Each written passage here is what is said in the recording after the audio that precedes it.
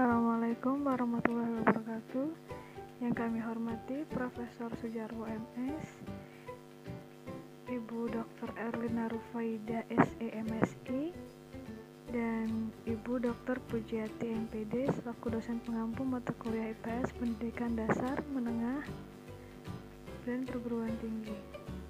Mohon izin untuk menyampaikan hasil observasi kami mengenai studi IPS di Sekolah Menengah Kejuruan yang telah kami laksanakan di SMK HMPTI Banjaragung, Tulang Bawang. Pendidikan merupakan bagian yang tidak dapat dipisahkan dari hidup dan kehidupan manusia. John Dewey menyatakan bahwa pendidikan sebagai salah satu kebutuhan, fungsi sosial sebagai bimbingan, sarana pertumbuhan yang mempersiapkan dan membukakan serta membentuk disiplin hidup. Dalam era globalisasi, pendidikan akan pengetahuan sosial menjadi dasar utama untuk meraih informasi dari berbagai penjuru dunia. Banyak informasi baru dalam ilmu pengetahuan sosial yang berwujud seperangkat peristiwa, fakta, konsep, dan generalisasi yang berkaitan dengan isu sosial menjadi sarana dalam pengembangan kehidupan bermasyarakat ataupun berbangsa. Di dalam pembelajaran mata pelajaran IPS, siswa diarahkan agar mampu memahami konsep-konsep yang berkaitan dengan kehidupan masyarakat dan lingkungannya, mampu berkomitmen terhadap nilai-nilai sosial dan kemanusiaan, serta mampu berkomunikasi, bekerja sama, dan berkompetisi dalam masyarakat yang majemuk di tingkat lokal, nasional, maupun global. Pada jenjang SMK, mata pelajaran IPS memuat materi geografi, sejarah, ekonomi, sosiologi, dan antropologi. Peserta didik diarahkan untuk dapat menjadi warga negara Indonesia yang demokratis dan bertanggung jawab, serta warga dunia yang cinta damai. Pendidikan kejuruan adalah pendidikan menengah yang mempersiapkan peserta didik untuk dapat bekerja dalam bidangnya masing-masing. Pendidikan kejuruan dibangun dengan tujuan untuk membentuk tenaga kerja yang terampil, kompetitif, dan berkompetensi sejak dini.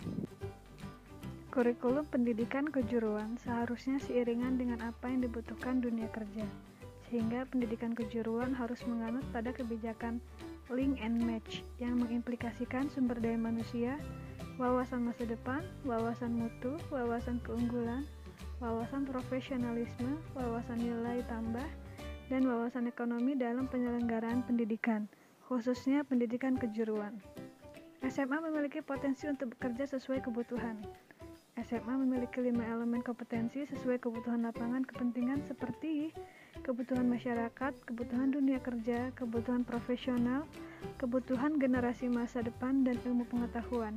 Dengan begitu, kita siap menghadapi era persaingan global.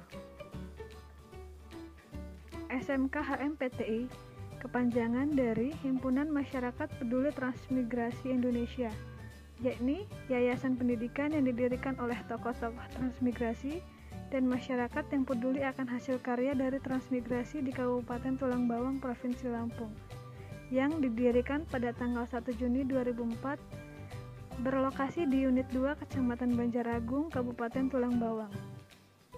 Program studi yang ada di SMK HMPTI terdiri dari yang pertama yaitu TKJ atau Teknik Komputer dan Jaringan, yang kedua akuntansi, ketiga multimedia, yang keempat teknis bisnis sepeda motor. Pembelajaran IPS di SMK HMPTI selama masa pandemi COVID-19, kegiatan pembelajaran dilakukan dengan menggunakan metode luring atau luar jaringan dengan menggunakan media yang unik, tidak banyak digunakan oleh sekolah lain khususnya di Kabupaten Tulang Bawang, yaitu menggunakan media radio. Alasan penggunaan radio adalah guna memfasilitasi peserta didik yang tidak bisa mengakses internet baik karena kendala alat maupun kuota internet. Bagi peserta didik yang dapat mengikuti pembelajaran secara daring, pembelajaran tersebut juga disiarkan secara live di Facebook, sehingga peserta didik dapat dengan sangat mudah mengikutinya. Pembelajaran di HMPTI Yang pertama, untuk mata pelajaran sejarah kelas 10 untuk semua program studi selama 2 jam pelajaran per minggu. Yang kedua, kewirausahaan, ekonomi bisnis, akuntansi, dan materi ekonomi yang lain pada program studi akuntansi. Dan yang ketiga, kewirausahaan, program studi teknis bisnis sepeda motor. Kendala, tidak ada kendala yang berarti, hanya saja pada saat mati lampu, kegiatan pembelajaran seketika terhenti. Berikut adalah kegiatan kewirausahaan di SMK HMPTI. Dan berikut juga dokumentasi guru pasca pembelajaran dengan menggunakan media radio. Dan ini merupakan dokumentasi peserta didik SMK HMPTI yang berlokasi di Unit 2 Banjaragung, Kabupaten Tulang Bawang.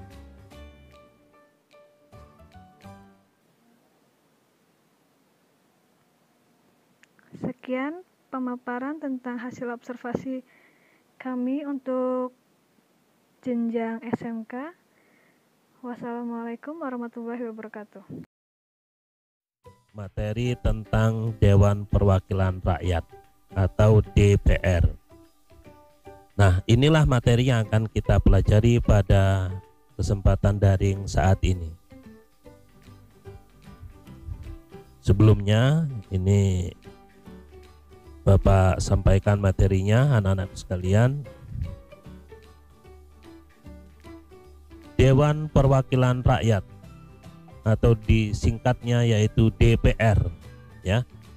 Nah, ini Undang-Undang Nomor 17 Tahun 2014 menyatakan bahwa DPR atau Dewan Perwakilan Rakyat merupakan lembaga perwakilan rakyat yang berkedudukan sebagai lembaga negara.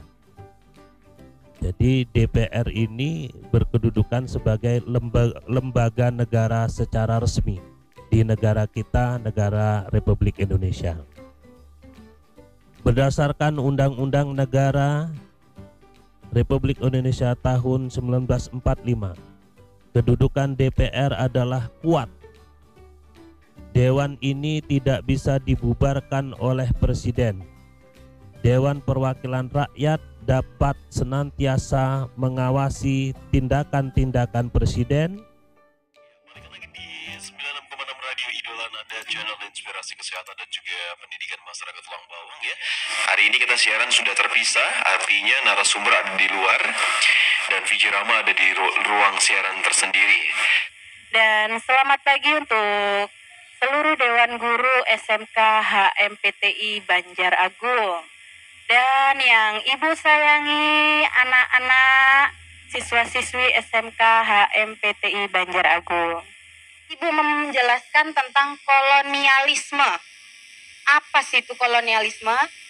Jadi kolonialisme itu adalah penguasaan dan penaklukan atas penduduk asli. Jadi yang dimaksud di sini adalah orang-orang barat tersebut melakukan penaklukan kekuasaan terhadap daerah, sehingga daerah itu nanti dikuasai oleh koloni tersebut. Nah, di Indonesia sudah mengalami yang namanya kolonialisme, terutama oleh Belanda. Kemudian di sini ada imperialisme. Apa sih itu imperialisme? Jadi imperialisme ini adalah kekuasaan pemerintah. Jadi orang-orang yang menguasai daerah tersebut menguasai sistem pemerintahan yang ada di daerah. Nah, di Indonesia ya, kolonialisme dan imperialisme ini sudah terjadi. Bahkan di Indonesia terjadi ya yang namanya monopoli perdagangan. Ya.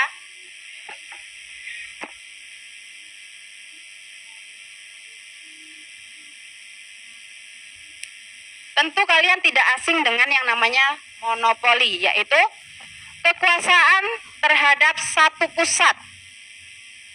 Nah, kolonialisme dan imperialisme ini tidak lepas dari, nah inilah tujuan utama dari para penjajah. Apa? Gold, glory, dan gospel.